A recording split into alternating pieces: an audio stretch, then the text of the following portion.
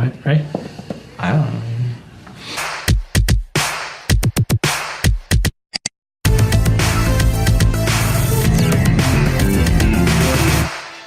Well, hey everybody, welcome to Freedom Valley Home Application Groups. My name's Jason. And I'm Luke, and today we get to talk about our new series, It's Not You, It's Me. Pastor Jerry just preached the second in this series, and he focused a lot on Colossians 3. Yeah, and this first point of the series really, we really want to apply to our lives. I want to apply it in my own life. And the idea here is that you need to put on the clothes for your relationship.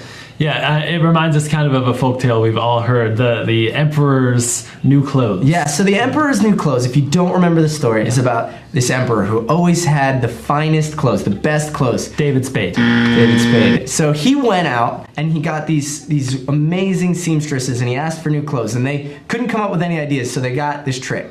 Yeah. We'll tell him that the clothes are invisible if you're unfit for your job, but they look beautiful if you're fit for your job. So they present them to the king, and the king goes, "These clothes are perfect, I love them," because he didn't want anyone to think he wasn't fit for his job.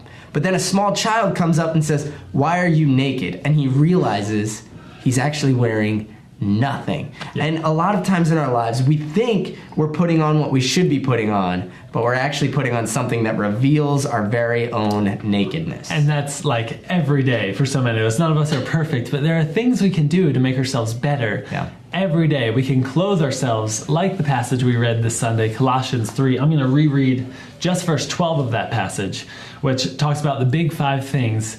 Every day, let's try and put these on and make yourselves better with them. Since God chose you to be the holy people he loves, you must clothe yourselves with tender-hearted mercy, kindness, humility, gentleness, and patience.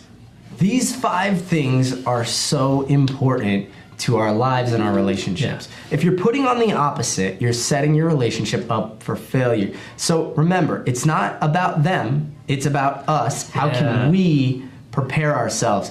The items are mercy.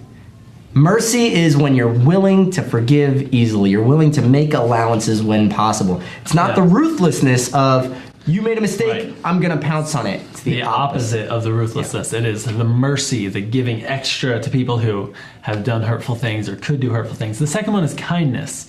And that's saying, how can I make sure everyone today feels loved somehow? I love the thing that I think Pastor Jerry has often said it, that how can I make sure I don't think one kind thing that I don't also say? Yeah. Every kind thing I think, I also say. I love that idea. It's about making it about the other person and making it kind for them. Yeah. Third, humility. Yeah. Putting on humility is hard because, hey, if I spend some time in the morning, I put on the right clothes and I look in that mirror, I think I'm looking good. Rather than looking at my spouse or my friends and saying, man, they're good and I'm lucky to have them in my life. And that's humility. It's thinking of others as higher than yourself. Even better than who you are. Humility, it's treating other people like, man, I could learn from them. Even the people you're not a big fan of, you could still learn a lot from them a lot of the time. And that's humility. It's trying to treat yourself as someone who can learn from others. The fourth one is gentleness. And I think this one comes into play a lot when we have an issue with another person. Like, you'll see on Facebook really passive-aggressive posts where people are like, I can't believe this person did this to me and my life is horrible. And sometimes, sure, I know there's just like emotions, you gotta get out. But I think gentleness is saying, instead of blasting a person on Facebook or instead of being passive-aggressive, however, talking to other people about it, go to that person kindly and just say, hey, can we work through this? Because that hurt me, surprisingly, and I need to talk with you about how that happened. And the final article of clothing or item to put on is patience. And I think of this as like the makeup of it all. It's the last step. It's the hair gel, the product, because it takes time to put on. Yeah. Patience isn't put on quickly, and it's not done quickly. I struggle with patience the most. I want it now. I want the Wi-Fi working. I want things I microwave all my food. I want it done quick. But you can't be impatient with people. You have to put on that patience, and that takes time. Yeah, so we all find different ways that are the best for us to do this. I'm sort of a introverted person at home, and I like to make sure I get up in the morning before my kids and before my wife get up. That if I can get up first thing in the morning and have a little bit of alone time, have a little bit of focus on just me, on building who I want to be that day, putting on the right clothes, then I'm much better at being patient and gentle and kind with my kids or my wife. And Luke does his first thing in the morning. For me, if I set the outfit out the night before, that's better. Now, I'm not talking about clothes here.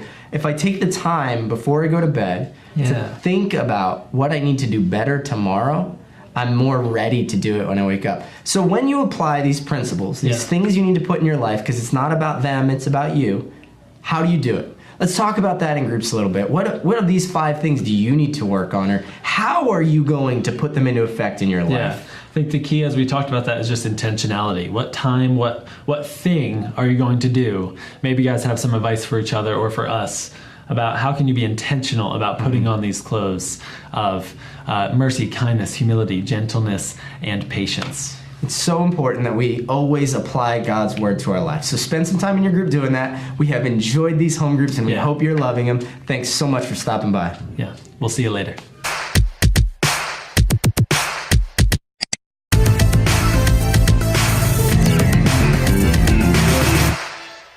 All three. Do you want this?